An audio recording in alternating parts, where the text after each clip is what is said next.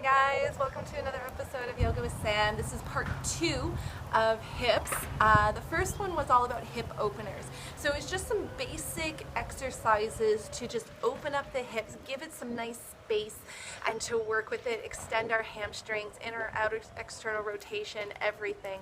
And this one what we're gonna do is we're gonna work on some hip stretches. So some actual yoga poses that allow the hips to just stretch out just that even more. Now before this and after the last video, I did some sun salutations. You can check out the video on that as well, just to get myself just a little bit warmed up before I get myself into some of these deeper poses. So I highly suggest for you to press pause, do some sun salutations, whether it's classical, A, B, whatever you need to do for your body to warm up so that it's not so stiff, but it's a little bit more warm, it's a little bit more heated so that it can go into these stretches a little bit deeper. So with that being said, let's get started. So again, I don't have my yoga mat, I have my boyfriend's towel with me.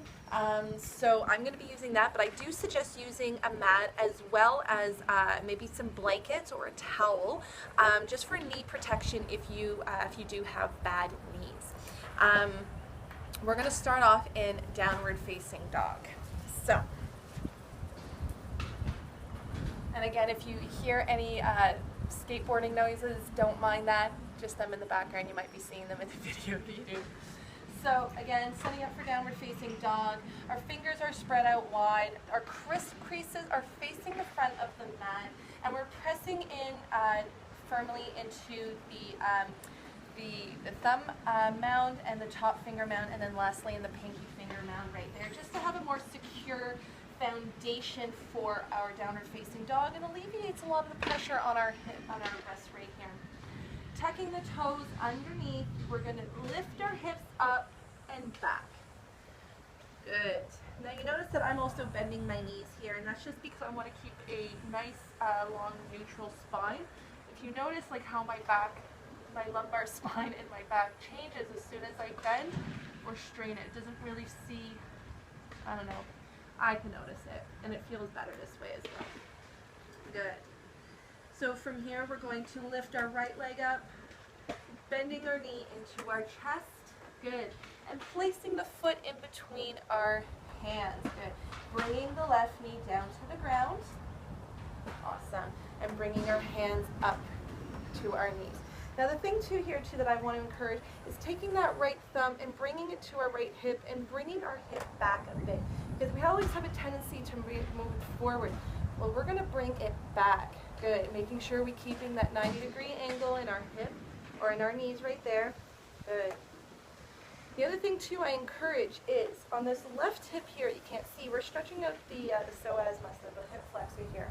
And what we want to do is, we're not already doing it, is putting our hand on our belly, a hand on our back, and tilting our pelvic floor down and curling it up, kind of like we're scooping it under, and you already feel that nice big stretch there. Good. Just breathe in here. 3, for 2, for 1. Hands down to the ground, right hand to the inside of our foot. Good. From here, we're also going to lift up our left knee and just bring it back just a little bit. Good. You can also bring the top of the left foot onto the ground. From here, we're going to heel, toe, our right foot out to the side so that the right foot is facing the top right edge of our mat, but it's also on an angle as well here. Good. You want to hug this right knee in, so it's not draping out to the side like this, but rather it's hugging in. Good. And this is where you may be today. If this is where you are, fantastic. Let's stay here. If you can go a bit further, maybe coming down onto your forearms, or if you have a block, coming onto your block as well. That's also a really great option. But also making sure that you're hugging in your left knee in. Good. If you want to take it a step further, you can curl the left foot under and lift the knee. Remember, if it's painful, stop. Discomfort, keep breathing through it. 5 deep, long breaths here.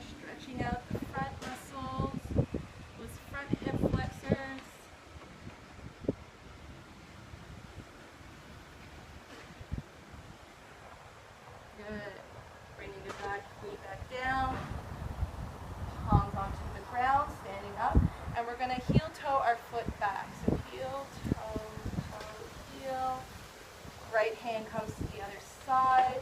We're going to pick up our left knee, straighten up our leg, and coming into a downward facing dog. Good. Just working through here.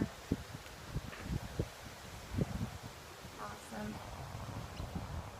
And from here, lifting the left leg up, knee to the chest, stepping forward. Good. Awesome. Again, bringing the right knee down to the ground. I'm actually going to pad my knee here just because it is a bit hard on here. Good. So, making sure we keep that 90-degree angle. Awesome. Breathing here. Good. And again, bringing a hand to the to the tailbone, hand to the belly. And if you haven't already, most of us sit like this. We're going to scoop underneath so we're feeling a nice big stretch in our psoas muscle. And again, taking our left thumb into our left hip crease and bringing it back. So we're getting an intense stretch right in here. This is a good place just to be, to breathe.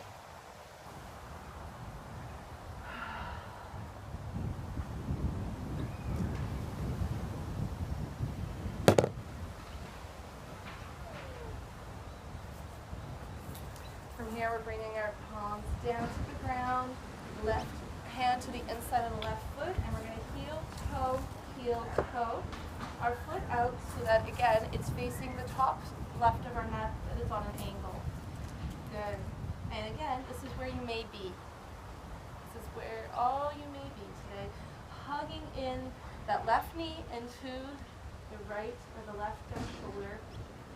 Okay. If you want to go further, bringing your blocks, you can come down onto your forearms on your block or coming down to your forearms onto the ground.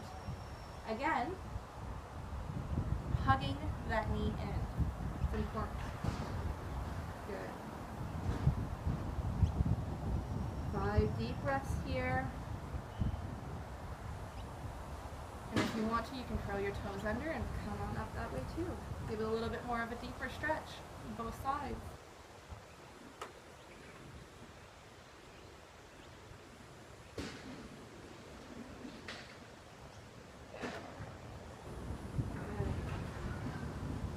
Bringing the knee down to the ground, palms coming back up.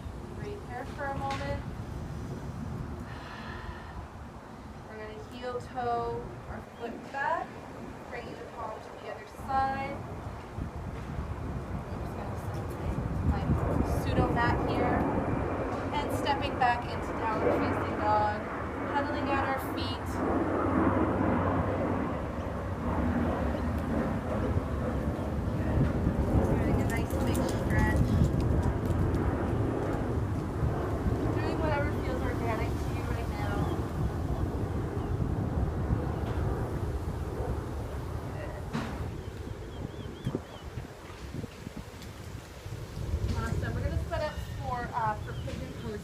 Lifting the right leg up, bending the knee into the chest, and bringing the right knee to the outside of the right wrist.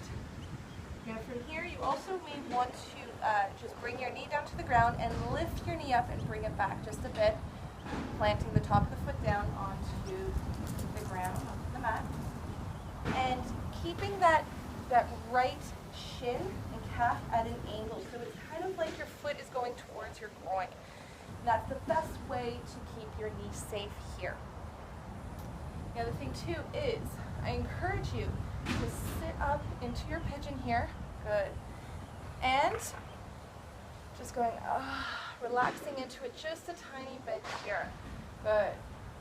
Now, if you're not able to do this, if this doesn't feel comfortable, hold on for just a moment. I'm going to get into the full pose, and then I'll come out of it to let you guys know how to get into it. So we're just gonna, for those who are gonna stay in this pose and continue, I want you to lift your chest up, proud pigeon. Good. And if you exhale, bringing your arms down as far as you need to. Good. And then bringing your head down if you can. Good. The other thing too is that if your hip doesn't come down quite so much, bringing a block underneath here, some extra padding just to help keep it there would also be a really good option. For those of you who cannot get into this pose, that's fine. We're going to do thread the needle, which is another really simple posture but really effective. Is you lie on your back, keep your knees bent, lift your right leg, bend at the knee, and bring the right ankle across the left knee. You're going to pick up our hips, thread our right hand through that little hole, and grab the back of our thigh or the top of our shin. What we want to do here is, if you're not already feeling the stretch in your right hip here, you want to use your elbow to push against your hip. And this is the exact same thing as pigeon. Good. Awesome. I'm just going to go back into pigeon there for just a moment. Oh, there's a little spider there. Awesome. Alright. And coming back out of pigeon, we're going to bring our palms up front, lift up our chest, curl our toes under, and come back into downward facing dog. If you're in thread the needle, you can just release the legs back down, keeping the feet planted on the mat. Knees bent. Good. From here, we're going to lift our left leg up, bending at the knee, into the chest, and planting our left knee behind our left wrist. Again, bringing our right knee just a bit behind us, top of the foot down on the ground. And again, lifting up here and keeping our right shin on that angle, bringing our foot towards our groin. Good. And again, if you need some padding underneath, bring some padding there. It's a really good option, a really good block for that there. And from here, we're just going to breathe in and then exhale up to the side just a bit. Just to give it a little bit more relaxed, a little bit good, like that deep, delicious, juicy feeling. Good. And if you're going into thread the needle onto your back, lift your left leg up. Good. Bending at the knee and bringing the left ankle onto the right knee, threading your arm through, just like you did on the right side. Good. From here, lifting our chest up, so nice and proud. Good. And exhale, coming down as far as you can and only as far as you need to. You can either stack your fists on top of each other and rest your forehead like that. Good. You can rest your palms on top of each other and rest your forehead there. I personally don't find those comfortable, so I'm just going to rest my head onto the ground.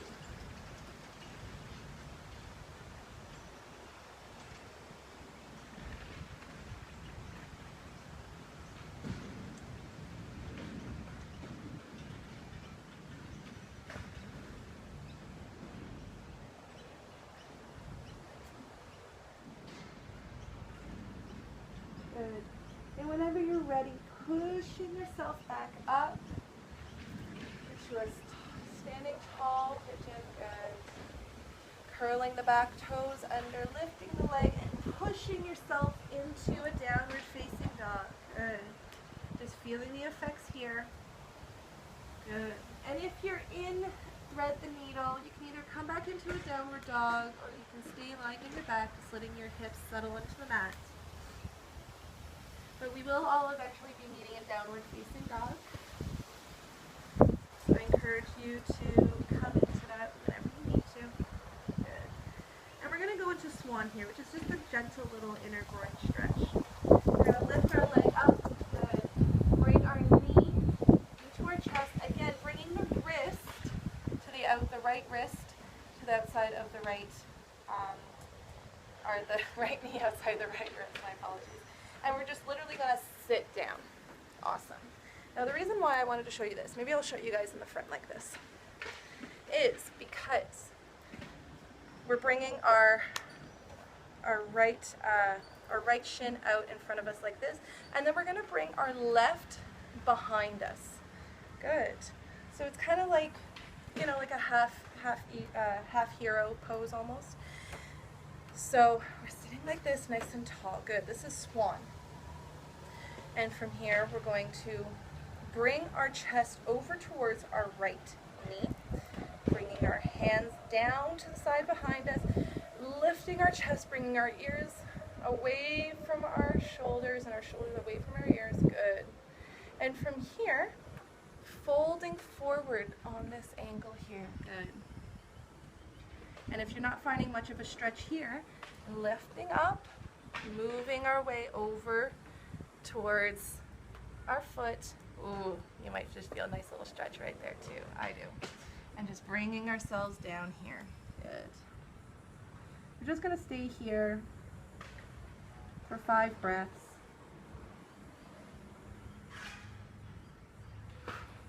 Not too long, just long enough. Good. This one is really nice. I really find this one, I could stay here forever almost. Awesome. This feels like a reward more than a stretch almost. Good. And coming back up. Awesome. And from here, what we're going to do is we're just going to bring our left leg out in front of us and our right leg back. So wherever you may have been, I'm just going to do this one facing you guys here. Good. So again, our left shin is as parallel as we can be, but if not, it's coming in the way that we did with our pigeon. So it's on an angle, bringing our foot closer to our groin, and our back foot is comfortable behind us bent. Good. Now bringing our body parallel and squared to where our knee is, we're going to come up front here and fold over. Good. And again, if you're not feeling much of a stretch here, you can walk your hands over to the right, and you may feel a deeper stretch on this side here. And just kind of moving wherever you need to so that you can find that nice deep inner leg stretch. Good. Awesome. Coming back up. And from here we're going to lie down on our back into Supta Baddha Konasana. So this is Baddha Konasana, which is cobbler's pose. The whole idea for this one right here is to just stretch out the inner thigh right here. But instead of staying up like this and folding forward, which we would normally do, is we're going to lie back and just rest like this, just allowing our hips to open up to the side as much as they need to. If you need to put some blocks underneath, by all means put some blocks, put some padding, put anything you need underneath your knees to help support them. And just allow the muscles, allow your body to just open up and relax this way. Kind of like a mini Shavasana. Good. And stay here as long as you need to. I have the pin coming up, but again, stay there as long as you need to so that you feel that nice, deep, delicious stretch. You feel like it's more of a reward than it is a stretch or anything painful. I always find this is a really great restorative pose as well that you can just relax into. Hope you guys enjoyed it. I'll be bringing another video to you guys shortly, hopefully from Sydney. Until next time, bye guys.